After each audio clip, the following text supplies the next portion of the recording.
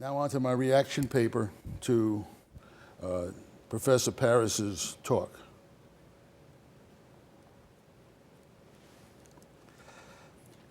Professor Paris's plenary keynote address, An Ethical Inquiry into the USPH Study of Untreated Syphilis in the Negro Male, 1932 to 72, has certainly taken us on a carefully planned and thought-provoking journey.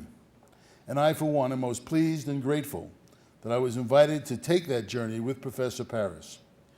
It was a mental journey which began in a presentation of Aristotle's theory of moral virtue, then in a general discussion linked the theory to our real world as inhabited by real people, and then moved on to consider specifics of how that carefully laid groundwork of practical ethics applied to events that led up to the infamous U.S. Public Health Service syphilis study at Tuskegee.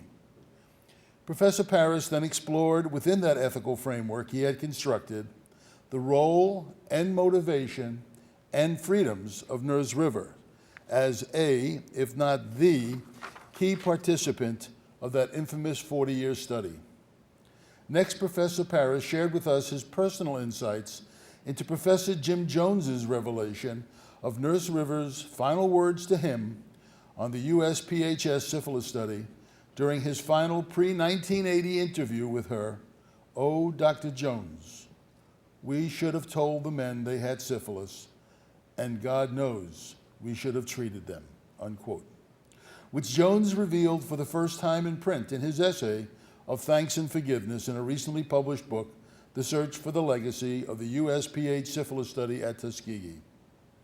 In his concluding section, Professor Paris, quote, brings us all home on this carefully planned and thought-provoking journey by weaving the ethics foundation he had laid, biblical stories, biblical quotes, and Nurse River's actions into the whole cloth conclusion, quote, Nurse Eunice Verdell Rivers manifested the marks of Christian moral virtue by serving the well-being of the most vulnerable people.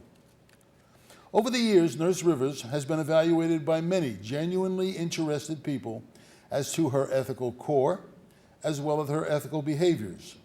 And I believe Professor Paris has hit the nub of it by taking us back to Nurse Rivers, the individual residing inside all those layers of labeling, via his tour-guided journey for us. Yes, she was a woman. Yes, she was an African American. Yes, she was a nurse. But sans those labels, roles, jobs, duties, she was first and foremost an individual in society who, on the whole of it, was properly described by Professor Paris's whole cloth conclusion. Nurse Eunice Rivers manifested the works of Christian moral virtue by serving the well-being of the most vulnerable people. Beyond my qualifications as simply an individual in society to react to Professor Paris's main points and central theme, I will now venture to put forth my specific reactions to Professor Paris's shared insights on Nurse Rivers. To do this, I must wrap myself in one of my externally visible labels as a research epidemiologist with 43 years of working experience and making mistakes, and most certainly doubts and uncertainties along the way. I have hired individuals as study coordinators in various studies I have conducted that would be judged to have been essential to one of our studies, as Nurse Rivers was to the USPH syphilis study at Tuskegee.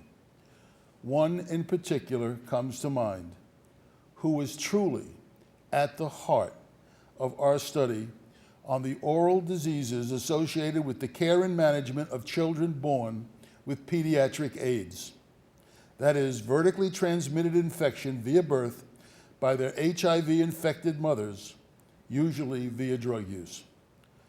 This one particular study coordinator, a middle-aged, highly professional woman, possessed great empathy for these child patients and their families. Over the 4 years of our study, she spent endless nighttime hours, not infrequently up to midnight, as an informed counseling resource for these mothers on a broad range of issues.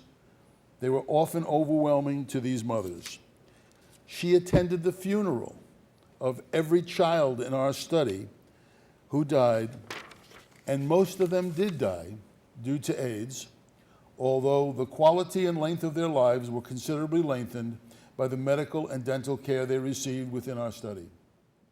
She was, I believe,